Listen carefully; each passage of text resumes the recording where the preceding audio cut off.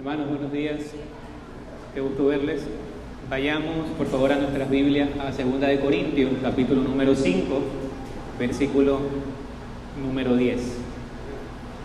2 de Corintios, capítulo número 5, versículo número 10.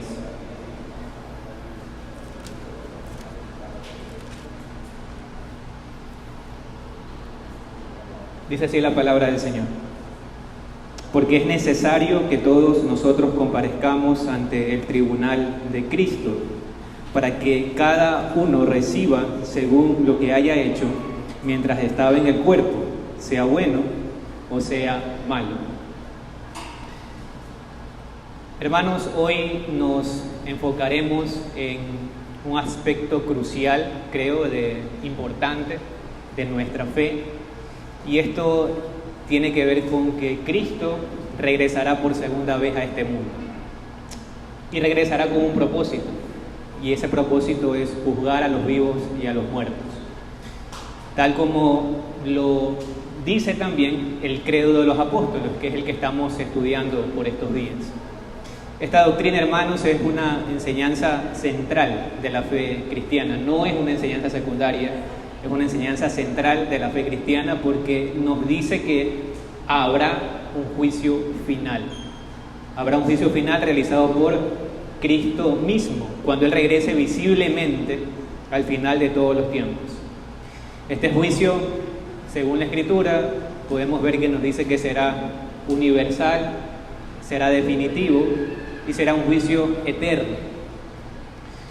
Ahora, hermanos, les he dicho que esta doctrina es una doctrina importante y central de la fe de la Iglesia, y ciertamente lo es. Y todos los que nos hacemos llamar cristianos o seguidores de Jesucristo, tenemos ciertamente esta fe como una fe histórica y una fe bíblica. ¿Por qué? Porque está de acuerdo con las enseñanzas de los apóstoles del Señor. Por eso confesamos como iglesia y creemos esta doctrina. Sin embargo, hermanos, usted debe saber también que hay ciertos grupos dentro no del cristianismo, no lo podría decir de esa manera, pero sí podría decirlo dentro del evangelicalismo, ciertos grupos que no creen esta doctrina, tal como entendemos que lo explica y lo expone la palabra de Dios. Un ejemplo de esto son los testigos de Jehová. Si usted tenía dudas si ellos eran o no cristianos, bueno, debe saber que ellos no son cristianos para nada. Y baso mi afirmación diciéndoles, por ejemplo, que ellos tienen una creencia diferente acerca del juicio final. Para ellos, Cristo ya regresó de manera visible en 1914, iniciando su reinado desde el cielo. Y el cómo llegaron a esa fecha, hermanos, es ciertamente puede causar hasta risa, porque hacen unos cálculos un poco extraños, que ciertamente ningún cristiano podría llegar a considerarlos como verdaderos. Según su enseñanza, el juicio no es un evento visible y global, sino que se llevará a cabo gradualmente, comenzando con la destrucción de los impíos en el Armagedón, y sin la noción de un infierno eterno, según lo que ellos confiesan. En pocas palabras, ellos dicen que un Dios de amor no puede condenar eternamente al hombre, el sufrimiento eterno, es lo que ellos están diciendo. Y esto, mis hermanos, ciertamente atenta contra la creencia histórica de la Iglesia de Cristo sobre el juicio final. Y hermanos, en este sentido, el día de hoy vamos a continuar con el estudio del credo de los apóstoles. La semana pasada estuvimos hablando de que Cristo está sentado a la diestra de Dios Padre Todopoderoso. Y dijimos que esto significa que el sacrificio de Cristo está completo. Dijimos también que el hecho de saber que Cristo está sentado no significa que está descansando, sino que Él está trabajando por su pueblo, intercediendo por su pueblo, ya que Él está sentado a la diestra del Padre, y esto significa a su vez que está sentado con todo poder y con toda autoridad. Hermanos, nosotros como iglesia creemos que nuestro Rey regresará. Él está reinando ciertamente ahora, pero Él regresará. Nosotros tenemos claro que Él no regresó en 1914.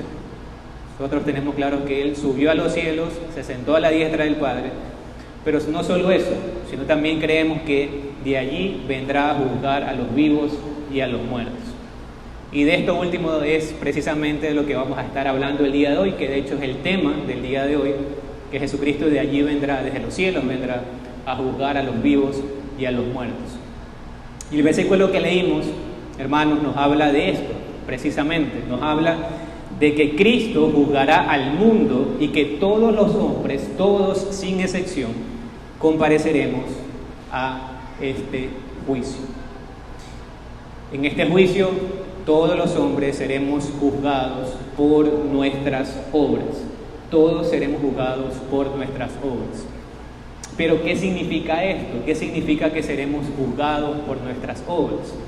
¿Este juicio tiene alguna relevancia sobre nuestro destino final? En el caso de los creyentes, por ejemplo, ¿tienen que esperar a este juicio para recién poder tener certeza sobre su salvación? Bueno, de esto es precisamente, hermanos, de lo que vamos a estar hablando el día de hoy. Y el tema que les había mencionado lo veremos en 3 puntos. Primero vamos a hablar de que Cristo vendrá, pero vendrá como juez. En el segundo punto hablaremos de que todos seremos juzgados. Y en el tercer punto veremos de que nuestras obras dirán quiénes somos.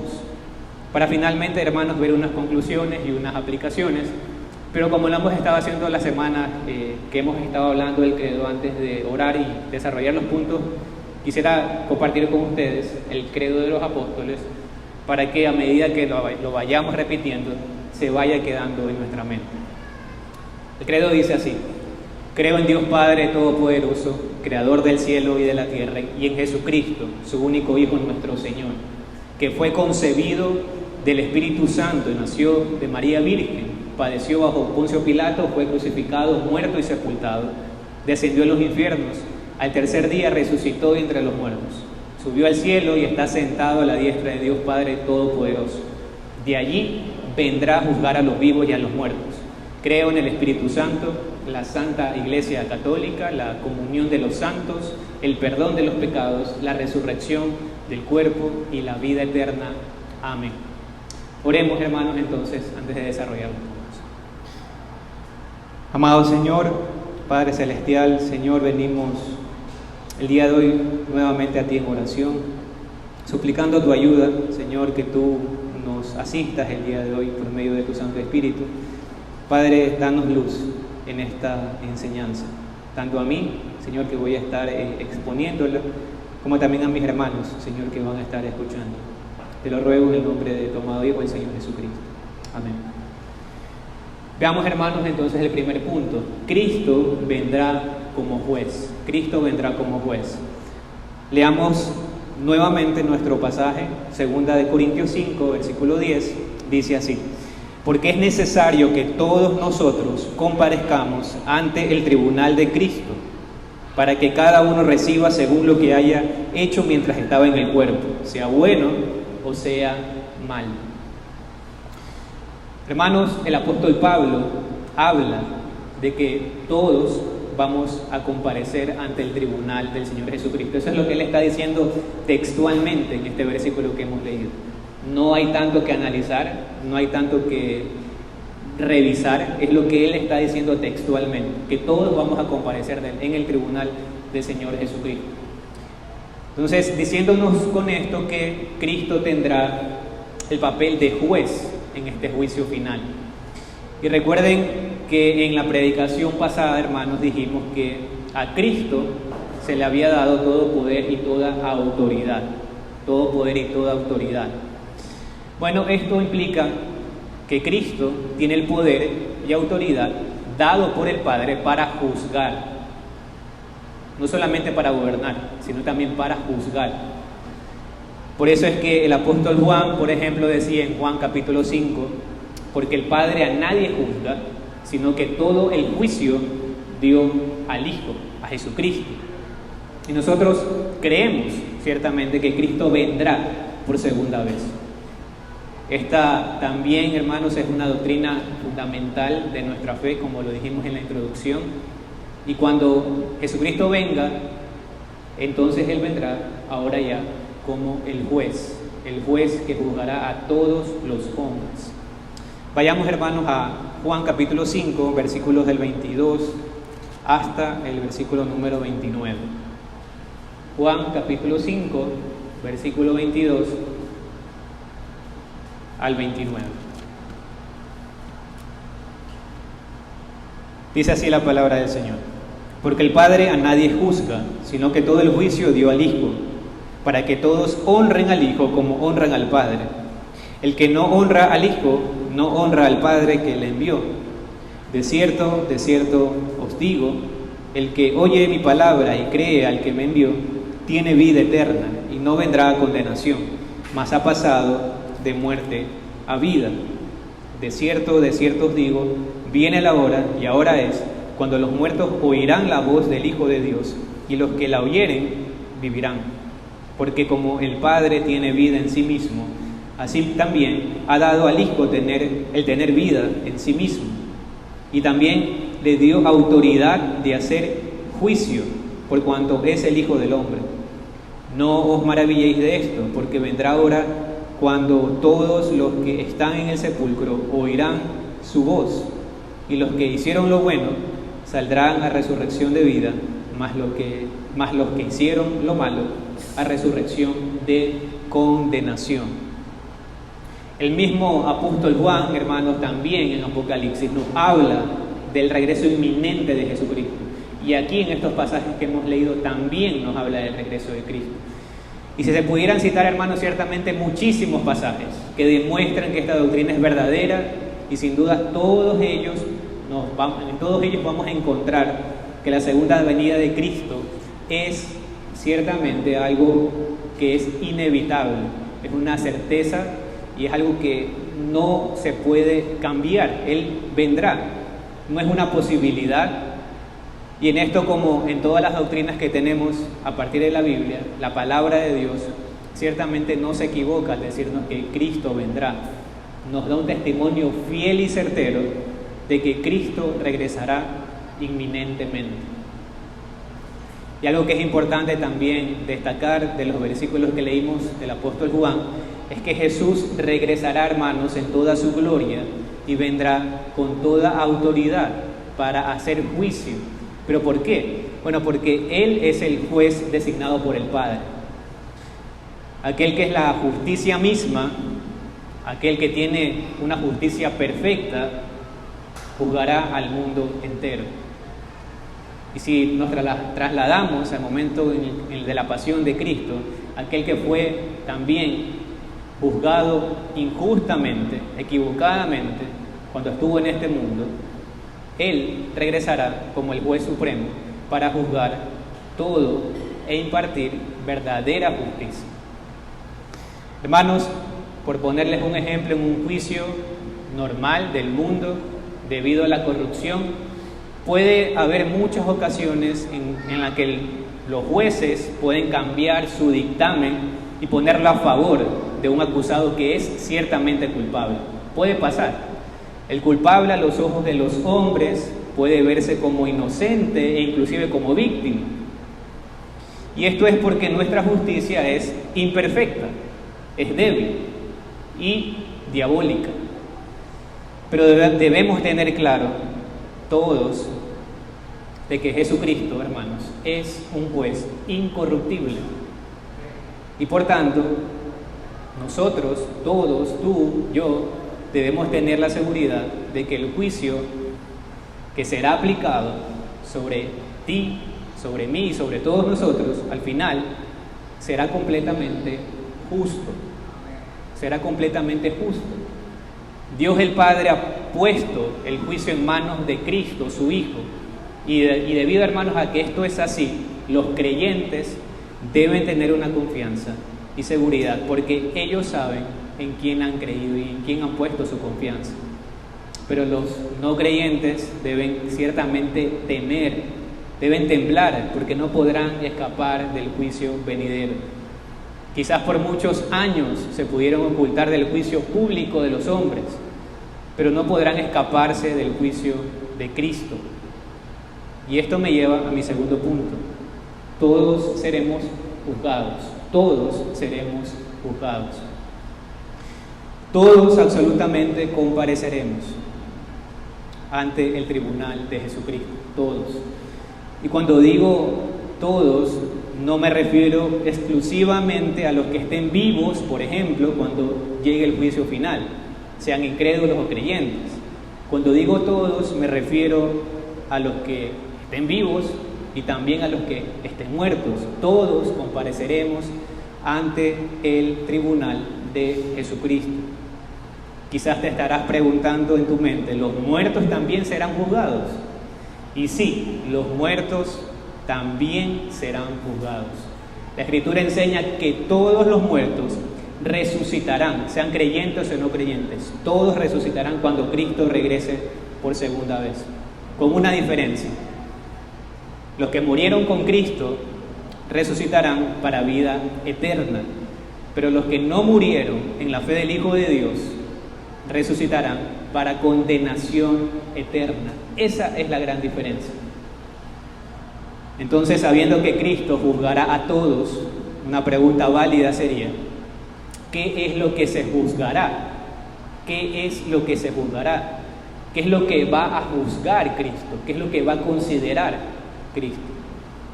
Y quisiera que veamos unos 2 o 3 pasajes. Vayamos primero a Eclesiastés, capítulo 12, versículo número 14. Eclesiastés, capítulo 12, versículo número 14. Dice: porque Dios traerá toda obra a juicio, juntamente con toda cosa encubierta, sea buena o sea mala. Vayamos también a Romanos, capítulo 2, versículo número 16. Romanos 2, 16. El apóstol Pablo dice: en el día en que Dios juzgará por Jesucristo los secretos de los hombres, conforme a mi evangelio. Y finalmente veamos Apocalipsis, capítulo 20, versículos 12 y 13.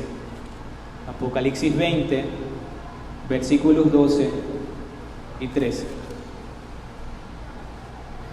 Y vi a los muertos, grandes y pequeños, de pie ante Dios, y los libros fueron abiertos, y otro libro fue abierto, el cual es el libro de la vida. Y fueron juzgados los muertos por las cosas que estaban escritas en los libros, según sus obras. Y el mar entregó los muertos que habían en él, y la muerte y el Hades entregaron los muertos que había en ellos, y fueron juzgados cada uno según sus obras. Entonces, ¿qué es lo que se va a juzgar en el juicio final por parte de Cristo? Bueno, se van a juzgar todas nuestras obras, todas nuestras obras. Todas nuestras obras Dios las traerá a juicio, todas absolutamente serán juzgadas. Y aquí quiero hacer una pausa y recordarles algo importante.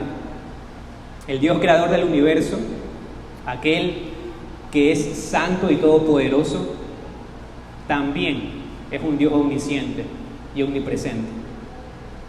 Te preguntarás, ¿qué tiene que ver esto con lo que estamos aprendiendo? ¿Qué tiene que ver? ¿Por qué mencionas esto? Bueno, tiene que ver muchísimo en realidad.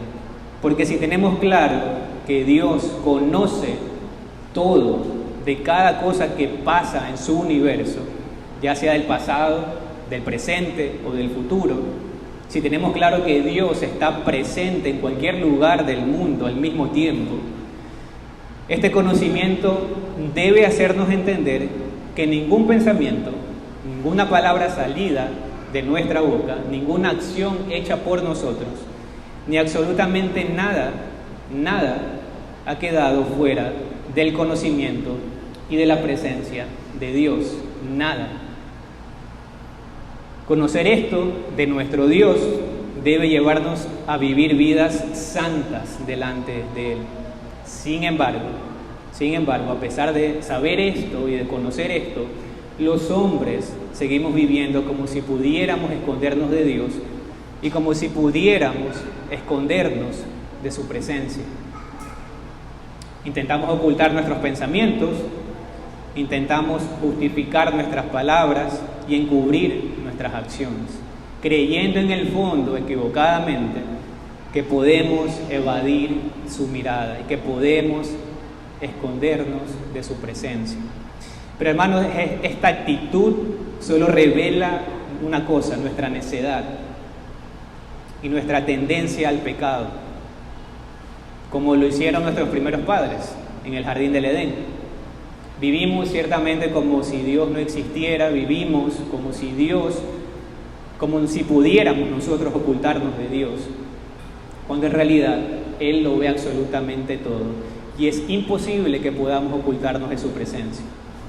Y es justamente, hermanos, ese autoengaño el que nos aleja muchas veces de la gracia que solo encontramos cuando dejamos de escondernos y nos rendimos a los pies de Jesucristo.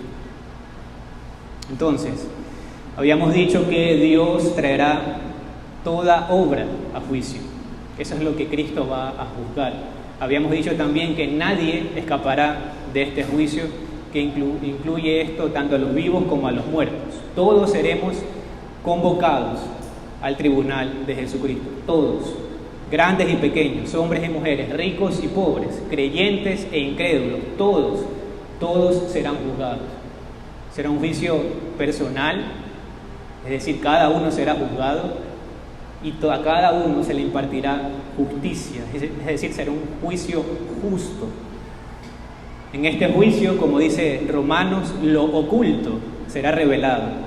La conciencia humana quedará totalmente expuesta. Y eso, por ejemplo, que pensaste y que ciertamente puede ser repugnante delante de Dios, debes saber que Dios lo sabe y lo tiene muy presente, aun cuando nosotros quizás lo hayamos olvidado. Él escudriña todo.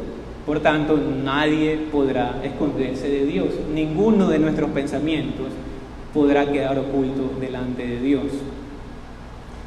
Martín Lutero, acerca de esto, comentaba y decía: el juicio final no solo revelará las obras, sino el corazón.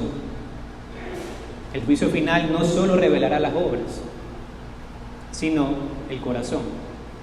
Y el saber, hermanos, que el juicio revelará los corazones de los hombres, sin duda debe llevarnos a meditar nuestros pasos y nuestras obras delante de Dios.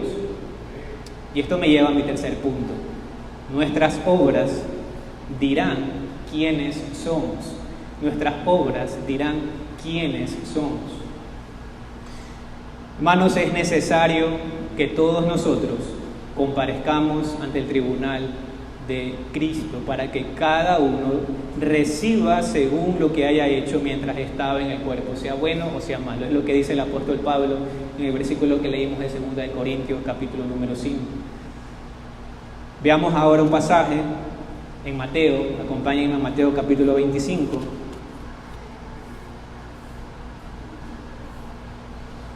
Versículos del 31 al 46.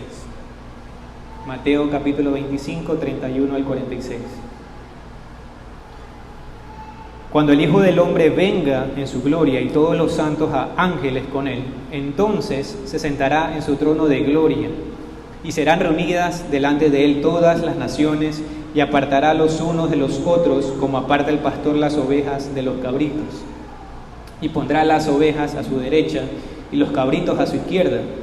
Entonces el rey dirá a los de su derecha: venid, benditos de mi Padre, heredad del reino preparado para vosotros desde la fundación del mundo. Porque tuve hambre y me disteis de comer, tuve sed y me disteis de beber, fui forastero y me recogisteis, estuve desnudo y me cubristeis, enfermo y me visitasteis, en la cárcel y vinisteis a mí. Entonces los justos le responderán diciendo: Señor, ¿cuándo te vimos hambriento y te sustentamos, o sediento y te dimos de beber? ¿Y cuándo te vimos forastero y te recogimos, o desnudo y te cubrimos? ¿O cuándo te vimos enfermo o en la cárcel y vinimos a ti? Y respondiendo el rey les dirá: de cierto os digo, que en cuanto lo hicisteis a uno de estos mis hermanos más pequeños, a mí lo hicisteis. Entonces dirá también a los de la izquierda: apartaos de mí, malditos, al fuego eterno, preparado para el diablo y sus ángeles. Porque tuve hambre y no me disteis de comer, tuve sed y no me disteis de beber, fui forastero y no me recogisteis, estuve desnudo y no me cubristeis, enfermo y en la cárcel y no me visitasteis. Entonces también ellos le responderán diciendo: Señor, ¿cuándo te vimos hambriento, sediento, forastero, desnudo, enfermo o en la cárcel y no te servimos? Entonces les responderá diciendo: de cierto os digo, que en cuanto no lo hicisteis a uno de estos más pequeños, tampoco a mí lo hicisteis. E irán estos al castigo eterno, y los justos a vida eterna. Entonces, hermanos, el juicio será según las obras de cada uno de nosotros. Es lo que nos enseña la palabra de Dios claramente. Y aquí quiero aclarar algo, y es que hay un solo juicio. Hay un solo juicio. No hay 2, 3, 4, 5, 10 juicios. Hay un único juicio. Tener la creencia, hermanos, de 2 juicios, por ejemplo, sería un error. Hay un único juicio. Dicho esto, es necesario también especificar que en el juicio tenemos 2 perspectivas, y son, primero, el juicio según las obras como evidencia en los creyentes. Y la otra perspectiva es el juicio según las obras como condena en los no creyentes. Veamos la primera perspectiva. El juicio según las obras como evidencia en los creyentes. Los creyentes compareceremos ante el tribunal de Cristo, pero no para condenación. No para condenación. Si no es para condenación, entonces ¿para qué? Bueno, para rendir cuentas a Dios y ser también recompensados. Pero repito, ¿los creyentes vamos a comparecer al tribunal de Cristo? Sí. ¿Para condenación? No. ¿Para qué entonces? Para rendir cuentas y para ser recompensados. Veamos, hermanos, un pasaje que creo que es importantísimo en este punto, que es Romanos, capítulo número 8, versículo número 1. Dice la palabra de Dios: ahora pues, ninguna condenación hay para los que están en Cristo Jesús, los que no andan conforme a la carne, sino conforme al Espíritu. Y otro pasaje importante, Primera de Corintios, capítulo número 3, versículos del 12 al 15. Primera de Corintios 3, del 12 al 15. Y si sobre este fundamento alguno edificare oro, plata, piedras preciosas, madera, heno, hojarascas, la obra de cada uno se hará manifiesta, porque el día la declarará, pues por el fuego será revelada, y la obra de cada uno, cual sea, el fuego la aprobará. Si permaneciere la obra de alguno que sobreedificó, recibirá recompensa. Si la obra de alguno se quemare, él sufrirá pérdida, si bien él mismo será salvo, aunque así como por fuego. Quizás ahora mismo, con lo que he dicho de que los creyentes pasarán por el tribunal de Cristo, pero no para condenación, quizás ahora mismo te estarás cuestionando, ¿cómo es posible que se haya estado hablando de que Dios juzgará a todos los hombres, vivos y muertos, según las obras que hayan hecho? Pero al final, en el caso de los creyentes, ellos no serán condenados, sino todo lo contrario. Quizás te estés preguntando eso. Bueno, debe quedarnos, hermanos, sumamente claro que esto es posible no por ellos mismos. No por ellos mismos. No es que ellos tienen méritos especiales o porque sean personas justas en sí mismos, que se ganaron algo. Esto es posible únicamente gracias a Jesucristo. Cuando Dios dice que ninguna condenación hay para los que están en Cristo Jesús, pues esto debe entenderse literalmente. Esto debe entenderse de una manera que trasciende la vida como la conocemos y es aplicable evidentemente en la eternidad. Es decir, el veredicto de no hay ninguna condenación, por supuesto que es aplicable en el juicio final. Y es por eso que los creyentes pueden afrontar el juicio sin temor a ser condenados. Los creyentes se libran de la condenación. Los creyentes se libran de la condenación, no por sus méritos, sino por la fe en el Hijo de Dios. Solo por esto, por nada más. No han hecho ellos algo especial, no son mejores que los otros. Únicamente se salvarán por la fe en el Hijo de Dios. Ellos no se libran de esto porque sus obras son más justas que los otros que serán condenados, para nada. Todo esto es posible únicamente por la fe en el Hijo de Dios. La Escritura es muy clara en mostrarnos que las obras no salvan. Las obras no salvan. Pero aunque esto es verdad, también hay que decir que las obras son la evidencia visible de una fe verdadera, son la evidencia visible de una fe viva. Y esto también es parte de la revelación especial de Dios en su santa palabra. Jonathan Edwards comentaba acerca de esto. El juicio final mostrará que los santos fueron salvados por gracia, pero no sin transformación. El juicio final mostrará que los santos fueron salvados por gracia, pero no sin transformación. Es decir, él trataba de explicar de que necesariamente tiene que haber un cambio. El tribunal de Cristo revelará entonces públicamente quién pertenece realmente a Cristo. ¿Y cómo se revelará esto? ¿Cómo se evidenciará? Bueno, por las obras. Porque la fe que salva de la condenación eterna es una fe que obra. Es una fe que obra, es una fe viva. Pregunta: ¿atenta esto contra la doctrina de la sola fide, de la salvación solamente por la fe?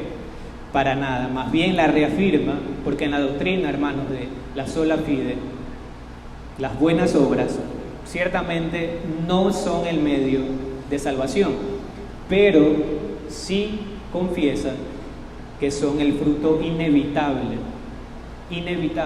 de una fe verdadera, de una fe viva. Habiendo visto entonces esta primera perspectiva, veamos ahora la segunda, que era el juicio según las obras, como condena en los no creyentes. El juicio según las obras, como condena en los no creyentes. Vayamos nuevamente a Apocalipsis, capítulo número 20, versículos del 12 hasta el 15. Apocalipsis 20, del 12 al 15. Y vi a los muertos, grandes y pequeños, de pie ante Dios. Y los libros fueron abiertos, y otro libro fue abierto, el cual es el libro de la vida. Y fueron juzgados los muertos por las cosas que estaban escritas en los libros según sus obras. Y el mar entregó los muertos que había en él, y la muerte y el Hades entregaron los muertos que había en ellos, y fueron juzgados cada uno según sus obras. Y la muerte y el Hades fueron lanzados al lago de fuego. Esta es la muerte segunda. Y el que no se halló inscrito en el libro de la vida fue lanzado al lago de fuego. La Escritura es clara. Es clara cuando trata de comunicarnos que Dios pagará a cada uno conforme a sus obras. En el caso de los creyentes habíamos dicho que el juicio servirá para evidenciar la fe del pueblo de Dios. Pero ¿qué pasa con los no creyentes? ¿Qué pasa con ellos? ¿Qué pasa en el caso de los no creyentes? Los incrédulos, según la Escritura, serán juzgados según sus obras también, pero en el caso de ellos será como una prueba de su rebelión, de su incredulidad y de su rechazo a la gracia salvadora de Jesucristo. Ellos serán condenados, no solo por sus pecados, que reflejan ciertamente una violación a la ley de Dios, sino que también serán condenados por haber rechazado al Salvador dado por Dios, a Jesucristo.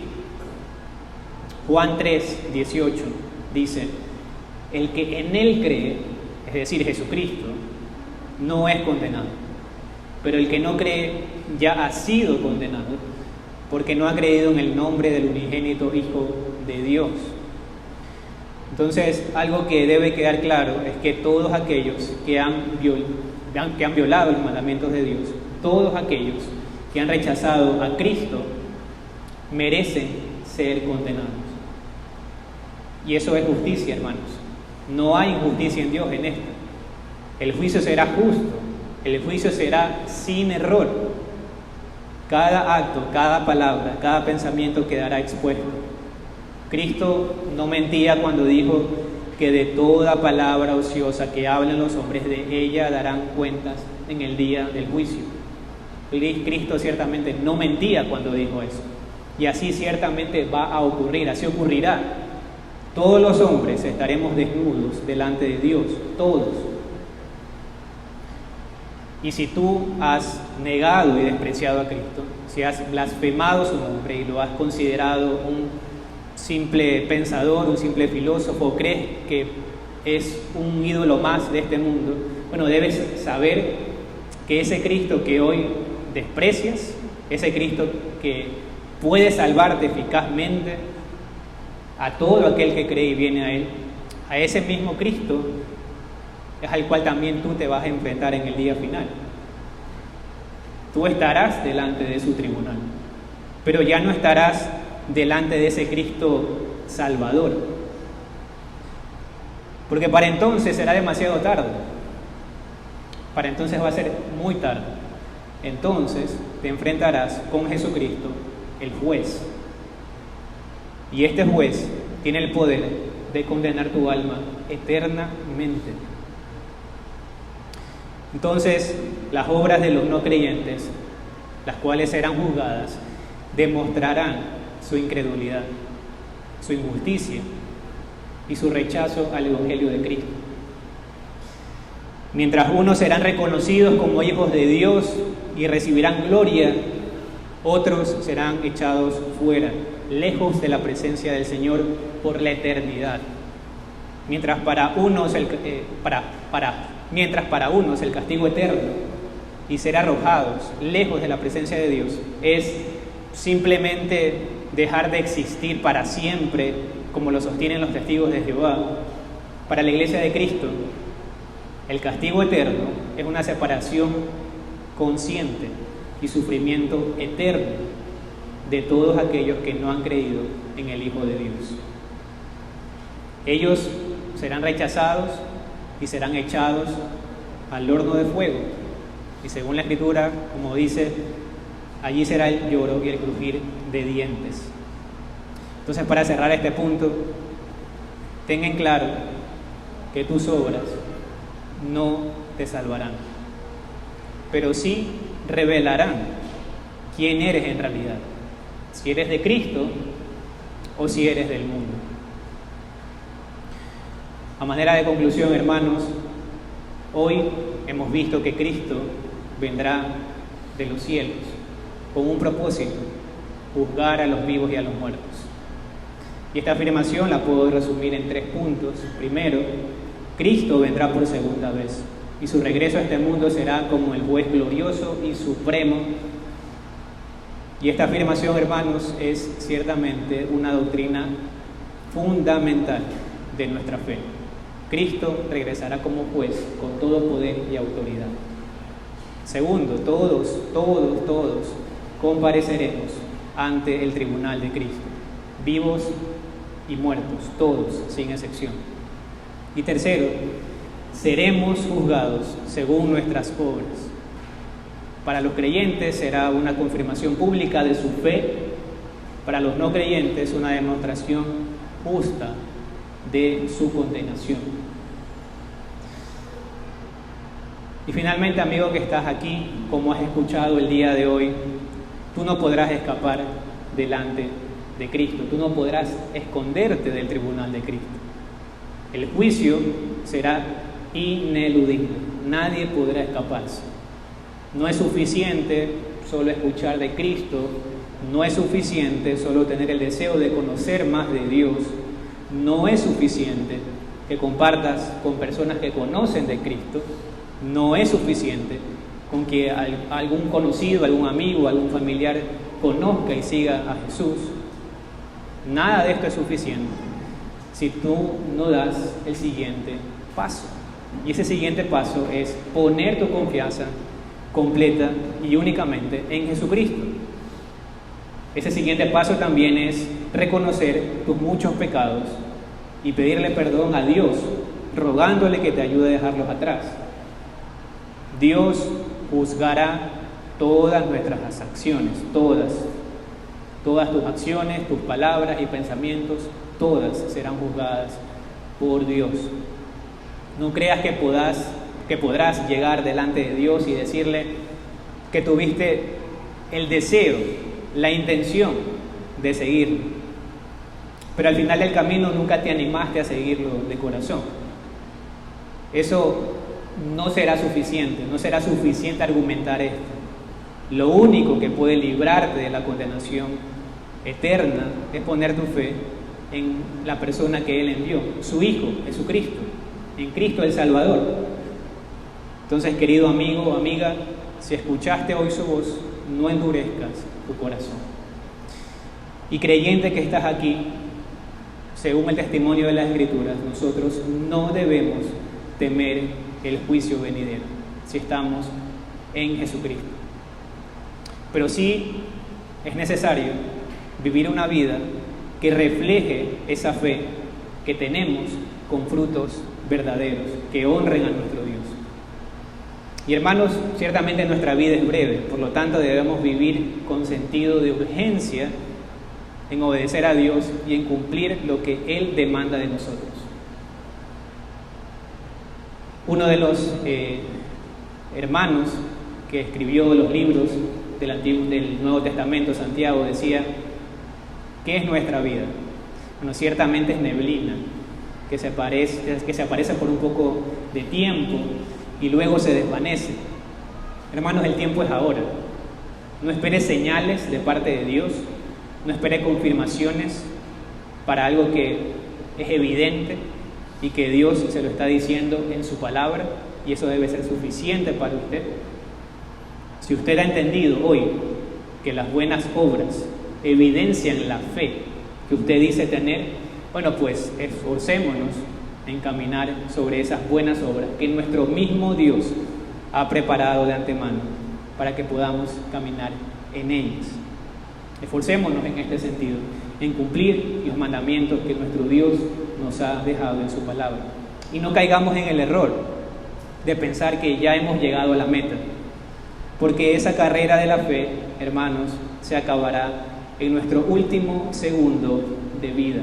Allí es donde va a terminar. Tampoco caigamos en el error de quedarnos paralizados a causa de nuestros pecados, pensando que ya no hay más perdón para nosotros cuando pecamos, cuando en realidad siempre podemos acudir a nuestro abogado e intercesor Jesucristo.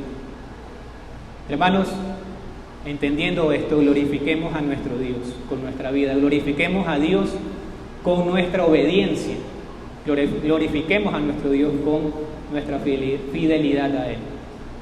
Y sigamos también en este sentido el ejemplo del salmista, cuando él decía con una actitud de obediencia inmediata y entendiendo la urgencia, el salmista en el Salmo 119, 59 a 60 decía: consideré mis caminos y volví mis pies a tus testimonios. Me apresuré y no me retardé en guardar tus mandamientos. Amén. Hermanos, y finalmente, a manera de recordar lo que hemos estado viendo y también lo que hemos visto y veremos, quisiera compartir con ustedes nuevamente el credo de los apóstoles. Dice así: creo en Dios Padre Todopoderoso, Creador del cielo y de la tierra, y en Jesucristo, su único Hijo, nuestro Señor, que fue concebido del Espíritu Santo.